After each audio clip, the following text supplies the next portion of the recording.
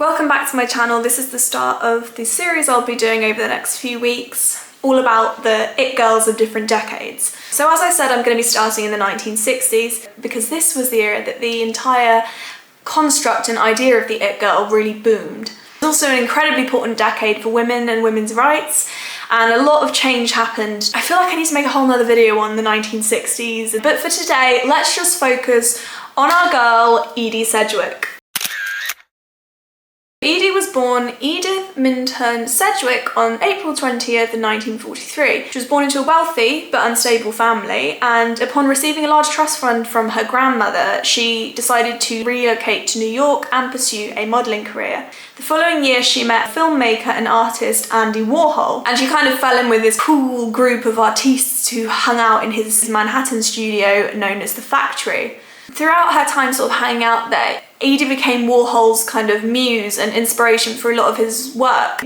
And she starred in a number of his indie short films, including Outer and Inner Space, Prison, Lupe, and probably most famously, Poor Little Rich Girl. That was very fitting, actually, to Edie, because despite coming from this wealthy background, she actually had quite a traumatic and sad life. Her father was very abusive to her and all of her siblings during childhood, and she suffered badly with an eating disorder throughout her whole life. Throughout her time in New York as well, because of her sort of worsening mental health and drug addiction, she had her fair share of run-ins, I suppose, with the seedy sort of darker underworld of New York, and fell into some really risky, unsafe, traumatic circumstances. So it wasn't all sunshine and rainbows just because she had a wealthy background. So throughout her time at the Factory, she met other artists and musicians, including a young Bob Dylan, whom she reportedly had a crush on. And it's thought that Edie was the inspiration for a couple of Dylan's songs, famously like A Rolling Stone. Throughout this time in the mid-60s, Edie developed sort of very distinct look and style. She painted her eyes in a very specific way. She had liner on the bottom that sort of branched out either side, and then a thick line on the top, followed by a famous 60s cut crease and some very thick lashes. I hope you can all appreciate today, in honour of Edie, I've got my thick 60s cat eye going on. Not quite as well done as Edie's though. She also had very short hair and dyed her naturally brown hair in a sort of silvery spray to mimic Warhol's appearance. Again, this created like a stark contrast, which is why her look was so iconic. And to complement her short hair and bold eye makeup, Edie used to wear like big statement chandelier type earrings, which again really sort of dressed her face, her fine cheekbones, and kind of brought the look together. I think she was taking dancing lessons at the time she was in the Factory, and she spent a lot of her time there literally just walking around in leotard, black tights, and maybe like a throw-on t-shirt over the top and kitten heels.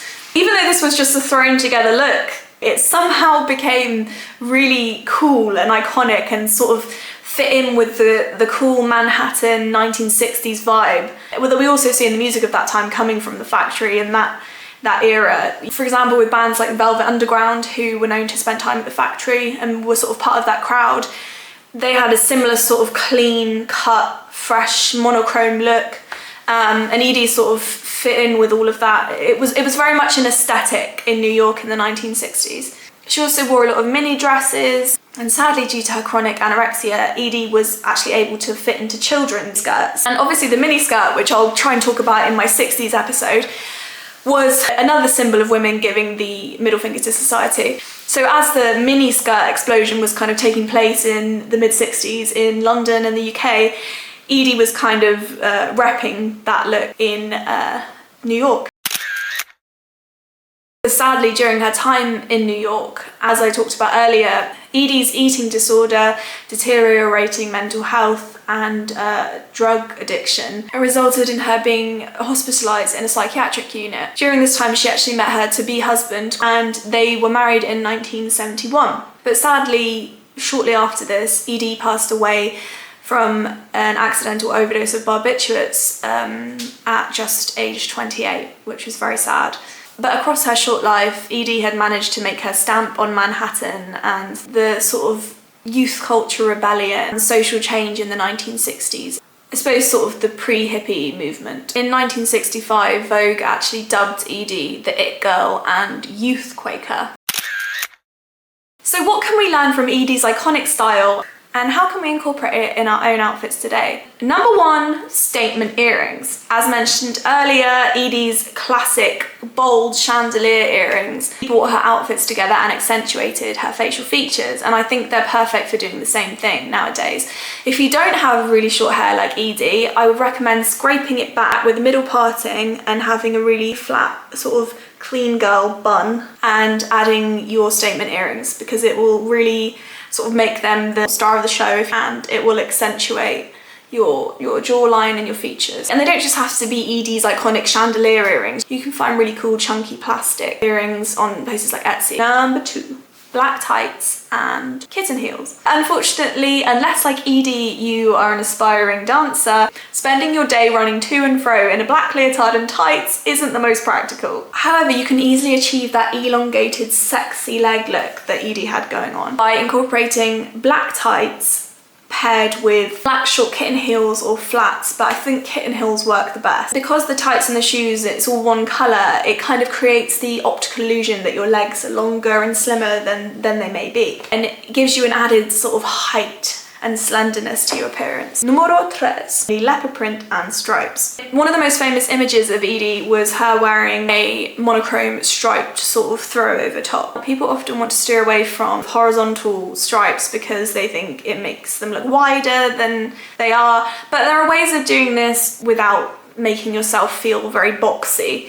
For example, you can wear monochrome stripes and then add a black blazer to kind of reveal the pattern, but also to give it more of a shape. So there are ways around it. Just experiment and see what works for you. Black and white stripes are just notoriously chic and cool. You can't really go wrong. I think the perfect way to get the 1960s Manhattan Edie Velvet Underground vibe is to add a leather jacket over the stripes and a pair of tortoiseshell Ray-Bans. And finally, leopard print coats. Again, in some of her most iconic images, Edie can be seen sporting a beautiful leopard print coat. She can be seen wearing like a Baker Boy hat, a leopard print coat, her statement earrings, and she's got her black eye makeup on and she just looks so cool. I've got goosebumps, what the hell? Leopard print tended to mirror her heavy black eyes and silvery blonde hair and create sort of that perfect contrast and balance of colours. So yeah, if you haven't got one, get a leopard print coat. Depending on when you're watching this, I may have done or I will be doing a TikTok tutorial on how to incorporate each of these three elements into your own styles. It's either in the description right now or it will be coming. Like all it girls before and after her, Edie never tried too hard. We can see when she was spending time at the factory in her dance gear, she was never trying to look always presentable. She was just following her passions, doing what she enjoyed. She was merely herself and had her own sense of style. I know I'm not saying you have to cut off all your hair, dye it silver and wear crazy black eyeliner, but I'm saying if Edie can teach us anything, it's to be a bit more experimental and to take in your artistic surroundings and see how you can be swayed and affected by the music and the art. And lastly, although her life was short and at times tragic, I think one thing to take away from Edie is that she was a go-getter. She pulled herself out of a bad situation, she had a lust for life, and she went and immersed herself in culture and an exciting time. So I hope that you can find the strength to do that too if you're in a miserable situation.